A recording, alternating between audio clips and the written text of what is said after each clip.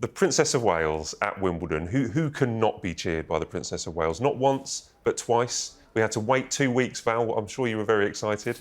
And then on the Saturday, we saw the Princess of Wales at the women's final. 6 love, so she wasn't there for very long. But then returned with, and it was quite a surprise, Prince William, Prince George and Princess Charlotte.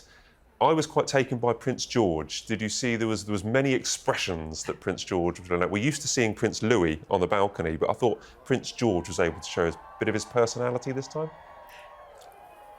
I missed his expressions. I was just struck by seeing this 11-year-old boy in his suit and his tie. He looked like a little middle-aged man. It's tragic what the royals do to their children. I think each generation of the royals somehow takes their revenge on the next generation by making them dress in these appalling ways. He's just dressing smart. We've dressed up smart today in shirt and tie. Yeah. But he's 11, poor chap. Yeah. But there they are in the front row of the Royal Box watching the tennis, and you can see that they're both really engaged in the tennis. They're really feeling every shot and every point. And he was asked afterwards whether or not he was good at tennis. He said, I'm all right. I'm all right. You know, his mother, a very keen tennis player, but really great to see them there. No Louis, of course, perhaps. I mean, he might have been all right at the women's final, which only lasted a short time the day before. But you never know how long it's going to go on for, and that might have been quite an ordeal for Louis. It would have been very entertaining for the rest of us. I think it's a tough ask, you know, if it's one of those 5-hour specials, you know.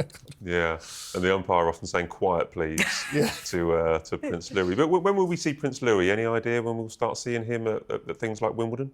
I guess it depends if he becomes a fan himself, because they're quite careful to pick engagements that suit the children and where they're going to engage their interest.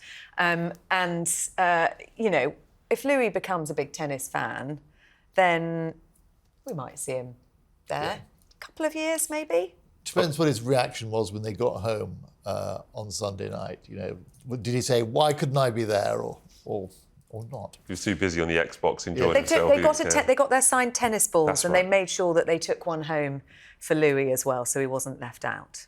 OK. Well, let's say Louis not just there for our entertainment. He is just a boy, you know, who's having fun. But I think it'd be awesome to have all 5 of them a little bit more, particularly at Wimbledon, that we can all... And dressed up in lovely blazers and ties as well. Like. Well, there are rules in the Royal Box, of course, aren't there? So he was just keeping up with standards. And this might be the last time we see the Princess of Wales. Maybe they'll be off for the summer now, Sarah. So yes, school holidays have started, so they'll be heading off for their summer holidays, usually spent at their Anmer Hall residence in Norfolk. Then, of course, there'll be the visit to Balmoral, where they all get together with the King and Queen as well. But it was really fantastic to see her for those 2 days. And it took me back to last year when she made that appearance at Wimbledon, and there was that standing ovation for her.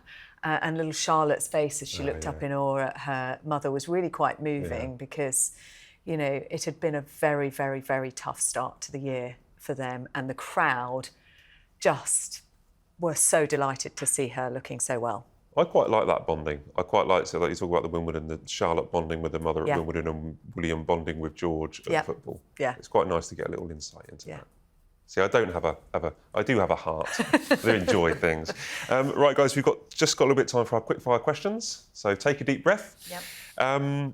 Where should Harry and the King meet for peace talks? It's very easy. I mean, there are plenty of places they can go, but they won't be seen.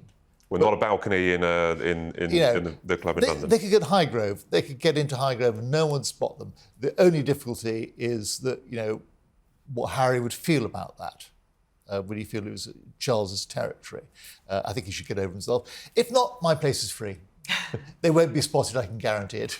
I seem to remember nuclear talks between Reagan's administration and Gorbachev. They were held in Iceland. Yeah. So maybe that could be the Switzerland, in the 80s. Neutral territory.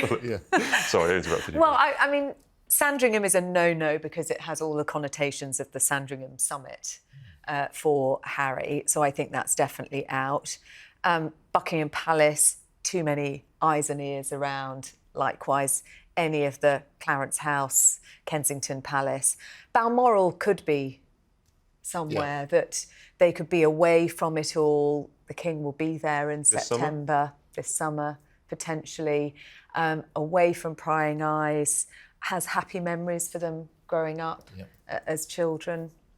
Right, OK, thank you. What was the club that they had in the basement at Highgrove when they were teenagers? Club H. Club H. Club H. That's the place. That's the venue. Well, I guess it might be soundproof, Yes. so you might not get any leaks. Plenty of options. Awesome. Right, who, if not Sophie, is the royal family's secret weapon? Princess Charlotte, undoubtedly. She's still in development stage, but she will be fantastic when she grows up. She got real spark, real personality, and I can't wait to see her in action. Have to wait a few years. Great answer. That's a fantastic one, and I agree. And when you see Charlotte on duties, she just gets it. She knows exactly what to do, and she's also often telling her brothers what they need to do as well. Looking now, I would say Zara Phillips. She has a hugely close bond with the King and with William as well. She is incredibly popular.